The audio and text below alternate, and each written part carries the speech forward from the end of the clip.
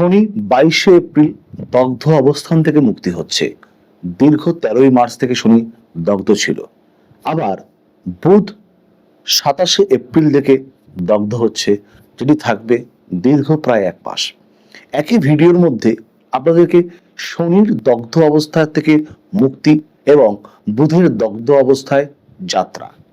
কেন দগ্ধ অবস্থায় কোনো গ্রহ থাকলে কি ফলাফল দিতে পারে সেটা যেরকম আলোচ্য বিষয়, শনির দগ্ধ থেকে মুক্তি হলে কি ফলাফল দিতে পারে কোন কোন রাশির, এবং বুধ দগ্ধ হলে কোন কোন রাশির কি ফলাফল দিতে পারে সেটি আলোচ্য বিষয়। তাই ভিডিওটিকে একটু বিস্তারিতভাবে আপনাদের কিন্তু পর্যবেক্ষণ করা উচিত। আসুন জানি। কালী তারা মহাবিদ্যা সরসী ভুবনেশ্বরী ভৈরবী ছিন্নমস্তা চ বিদ্যা ধূমাবতী তথা বগলা সিদ্ধ বিদ্যা চ মাতঙ্গী কমলায়িকা এতাদশো মহাবিদ্যা সিদ্ধ বিদ্যা প্রকীর্তিতা। মঙ্গলময়ী করুণাময়ী মা তারা, সকলের মঙ্গল করো মা। জয় মা তারা। নমস্কার, আমি কৃষ্ণ ভারতী।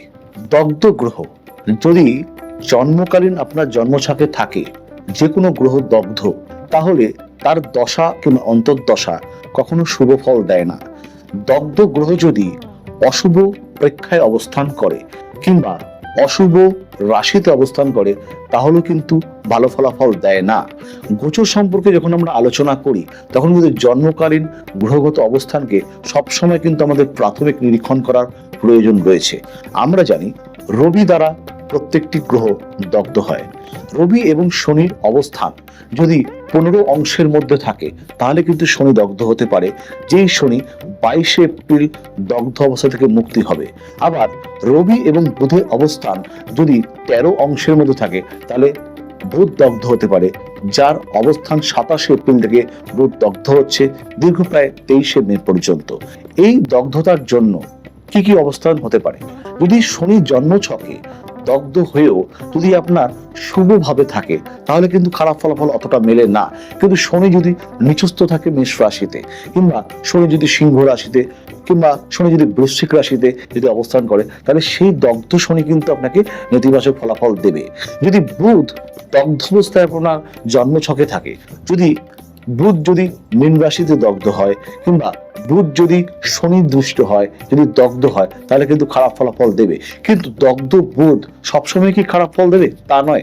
বুধ যদি সক্ষেত্রস্থ হয়, বুধ যদি উচ্চস্থ হয়, তাহলে কিন্তু সেই দগ্ধ বুধের খারাপ ফলাফল আপনি কিংবা আমি কেউই পাবো না। তাহলে এই দগ্ধ অবস্থান শনি কিংবা বুধ যেই হোক না কেন, আগে দেখতে হবে যে যেই গ্রহটি আপনার জন্মকালীন দগ্ধ, সেই গ্রহটি খারাপ অবস্থানে আছে কিনা, তবেই দগ্ধের গ্রহের সুফল কিংবা কুফল কিন্তু নির্ণয় করা হয়। শনির এই দগ্ধ অবস্থায় মুক্তি পাওয়ার জন্য বিশেষত কিন্তু কয়েকটি রাশির সুফল মিলতে পারে।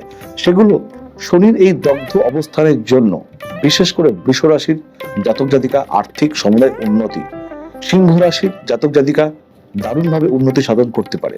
তুলা রাশির জাতক জাতিকা, যেহেতু উপচয় ভাবে শনির অবস্থান, আপনাদের কিন্তু বিভিন্ন রকমের কর্মের সফলতা, ব্যবসায়িক সফলতা, দাম্পত্য এবং সম্পর্কজনিত সফলতা কিন্তু আপনারা পেতেই পারেন। এবং মকর রাশির জাতক জাতিকা, শনির এই দগ্ধ অবস্থায় মুক্তির জন্য আত্মীয়দের সাথে সুসম্পর্ক বজায়, বিভিন্ন রকমের সম্পর্ক প্রাপ্তি, লেখাপড়া যারা করছেন তাদের একটা সমুদায় বিকাশ ঘটতে পারে, শুভ চিন্তা আপনাদেরকে অনেকটা দূর এগিয়ে নিয়ে যেতে পারে। কিন্তু এই বুধের এই দগ্ধ অবস্থানের জন্য বিশেষ করে মীন রাশির জাতক জাতিকা একটু বেগ পেতে পারে, ভুল সিদ্ধান্ত। যদি বুধ আপনাদের রাশিচক্রে খারাপ অবস্থায় থাকে, তবে অবশ্যই খারাপ ফলাফল দেবে। স্বাস্থ্যের কিছু অবনতি ঘটাতে পারে, বাতজ বেদনা, স্নায়বিক সমস্যা। মিথুন রাশির জাতক জাতিকা বুধের এই দগ্ধ অবস্থানের জন্য কিন্তু অনেকটাই কিন্তু আপনাদেরকে বেগ দিতে পারে। এবং কন্যা রাশির জাতক জাতিকা যারা রয়েছেন, বুধের এই দগ্ধ অবস্থান আপনাদের জন্য একেবারেই শুভ নয়। দাম্পত্য জীবন কিংবা প্রণয় জীবন এগুলো কিন্তু ব্যাঘাত ঘটাতে পারে। ধনুরাশি যে সকল জাতক জাতিকা রয়েছেন, এই বুধের দগ্ধ অবস্থান কিন্তু আপনাদেরকে সুফল দেবে না। মাতৃস্থানীয় সম্পর্কের কিংবা পারিবারিক সমস্যা কিন্তু আপনারা জেরবার হবেন। শনি কিংবা বুধ আপনার যে দগ্ধ অবস্থায় যাচ্ছে, বুধ বিশেষ করে, এবং শনির দগ্ধ অবস্থা থেকে মুক্তি হচ্ছে, আপনার জন্মছকে শনি কিংবা বুধের প্রাথমিক অবস্থান যেমন বিচার্য বিষয়। যদি কোনো গ্রহ দগ্ধ থাকে, তাহলে সেটি কোন প্রেক্ষায় অবস্থান করছে, কোন অবস্থানে রাশিগতভাবে রয়েছে সেটা কিন্তু প্রধান বিচার্য বিষয়। প্রত্যেকে ভালো থাকবেন, বিস্তারিত জানতে কিন্তু যোগাযোগ রাখতে পারেন।